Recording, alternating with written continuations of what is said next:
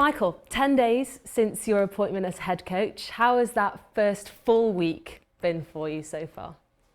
Yeah, it's been good. I think the game was a fantastic game, and it kind of come all together and in so many positive ways, you know. And even taking that aside, just being around the training ground, getting to know the players a little bit better. Some I already knew, some I didn't.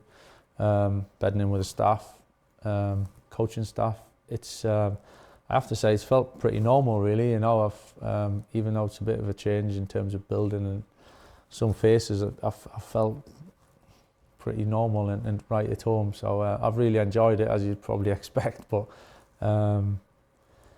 just feeling like we need it to be just to start, and we want to build on something, you know. And it's been quite a big high this week for everyone in terms of the result in the game and how it went. We've got to keep building, we've got to keep pushing, we've got to keep moving up.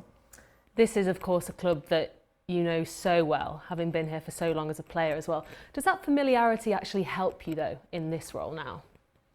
It certainly helped me kind of come in this week and fit in. I think just knowing what it feels like being on the inside, and from the outside it can feel and seem a lot different, but when you're in it, you're in your nice little comfort blanket, and then you can go to work from there, you know. And so yeah, that in terms of feeling at home, it's probably the emotional side that I'm kind of used to, so it doesn't feel too different. We've got an important job, you know. We've got a big role to play, and we want to keep improving, so there's that side of things. And but I've really enjoyed it. The players have been fantastic, you know, and training's been good, energy's been good, and looking forward to the next game.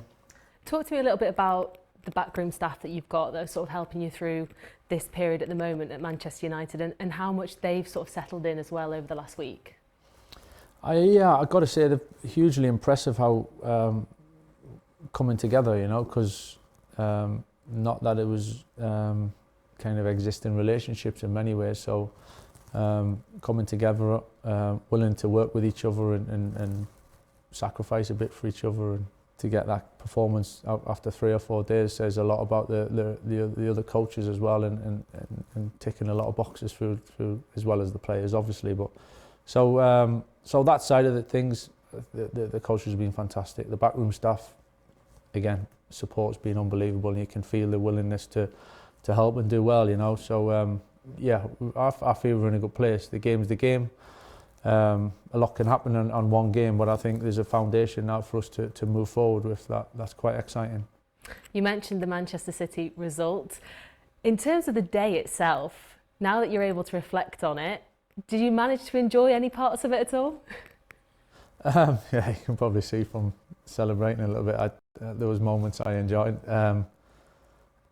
Yeah, I did. Yeah, I think there's the enjoyable side where, you know, it's the satisfaction of level of performance as much that you enjoy. I think it's not an enjoyment where it's all fun and smiles. It's the enjoying putting things together and to be such of a good level. I think that's the enjoyment that you bring, and listen, the emotion, the goals, and the game itself. You know, that's what you're invested in, and celebrating goals and seeing so many happy faces was a real joy, and gets you that taste again, really. You obviously didn't have that long, really, from when you were appointed as head coach to then taking on a Manchester City team.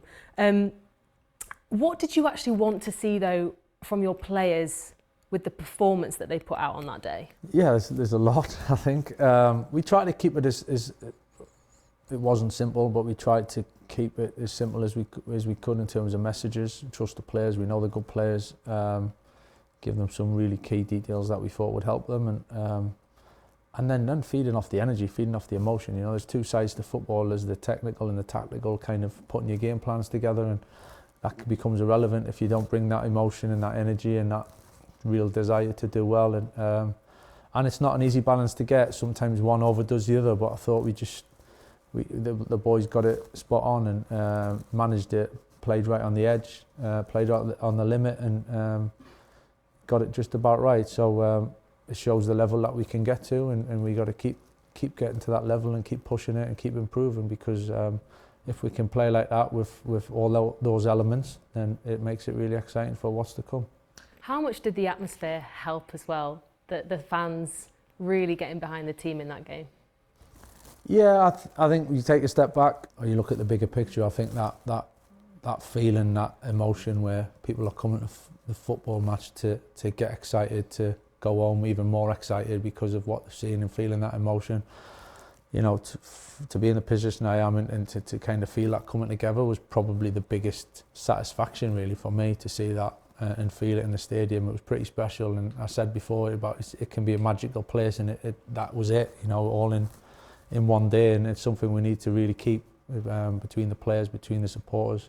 Supporters have been incredible for so long, and desperate for something to cling on to, and the players give them that on the weekend, and we need to keep giving them that, and they'll give us it back as well. You've got real quality players at your disposal at Manchester United, and I suppose the balance is figuring out how you get the best out of all of them working together. So for you as a manager, when you look at the team that you've got, how do you find the best approach to making sure that every player is playing at their best? Yeah, I'm a big believer in people, you know, and it's all right coaching footballers, and there's people at the end of the day, and you got to connect with people. You got to get the best out of people. Sometimes it's a support, sometimes it's a bit of a push. Sometimes that's individual, and but that's something that I believe in an awful lot. And then the details and the improvements and the technical parts can come in. We want to help players and improve them. We feel we've got a good balance within group. Forward lines, we got some flexibility and different strengths that individually can bring different things, so that's quite exciting. Different little tweaks here and there, and the boys are so keen to do well, and you can see, you can feel it, that they're all chomping at the bit for that opportunity, so it's really exciting. There obviously will be a big buzz, especially after that win against Manchester City, but you're heading into a game against Arsenal, obviously leading the way at the moment in the Premier League. They've had a really good season too, but in terms of mindset, what are you looking for from your players in this game? I think it's the balance. I think we understand Arsenal are a good team. They're a rounded team, to be honest. I think Mikel's done a really good job at, you know, assembling a team that can do so many things well. So that in itself is a challenge. The feeling we've taken over the last week or two and the game and the training, I think the boys feel in a good place and are looking forward to the game. So it's a challenge, we know that, but we can go there and we can face it head on, and I think we got good players, and we're a good team as well, so we've just proved that. We need to keep proving it as we go. What do you think you need to be particularly wary of in terms of an Arsenal performance perspective in that game? Yeah, I think as I said, I think they're pretty well rounded. You know, the wide men, dangerous 1v1. They fill the box and they get a good balance. I think there's a good balance within the team, how they attack, how they defend. They're all a team and they all play their part. It's not necessarily one individual that carries them. I think and again, from a coaching point of view, credit to Mikel for that. Set plays, they're a threat as well, you know. So that's why they're sitting at the top of the league, and that's why they're doing so well at the moment in the Champions League. And but that's all right. That's fine, you know. That we can do a lot of things well ourselves, and it's just about putting things in place. So that's the challenge when you're playing games like this. There must be a little bit of belief though, because you've done it before, 2021, back in December as well, your first win in the Premier League as caretaker manager of Manchester United. Do you remember that game against Arsenal and that feeling when you got that victory? Yeah, I remember it. You know, there's a lot gone on since then. I think they're a very different team to the one back then. But yeah, it was a good night for us. We managed to win the game, and I can remember it pretty clearly. But it's, you know, there's a limit really. There's not much to take from that move to this one. It's a whole new challenge, whole new game, whole new group of players, and we're more feeding off what we've done this week, going into the game, and look forward to it in that way. How much do you, as a manager, enjoy the challenge of coming up against other top managers as well? Because you've already beaten Pep Guardiola this season. When you're looking back at 2021, you've beaten Unai Emery, Mikel Arteta as well. There's a list already of top managers. What's that experience like for you, and the challenge as well? Yeah, well, there's an element of putting the team together. There's an element of giving messages.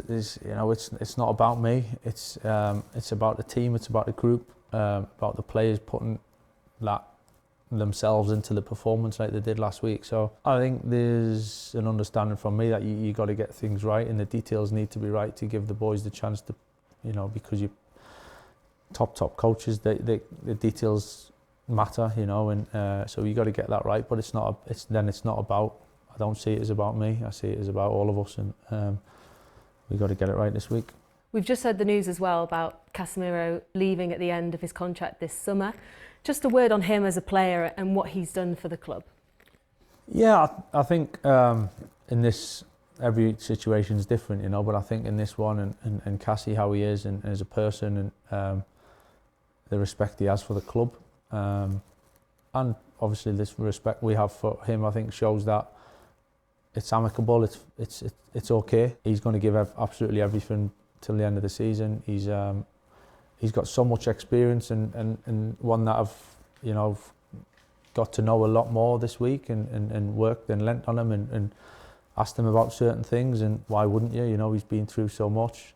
So the respect's certainly there. I think he's an important player for us, and he will be for the coming months, and looking forward to making the most of that. And then everything at some point comes to an end naturally, and now's the time for that. But there's a lot of work to do, and he's keen as anyone as ever to finish strongly, and I fully believe he'll do that. Michael, thank you very much for your time. All the best for the game against Arsenal. Thank you very much.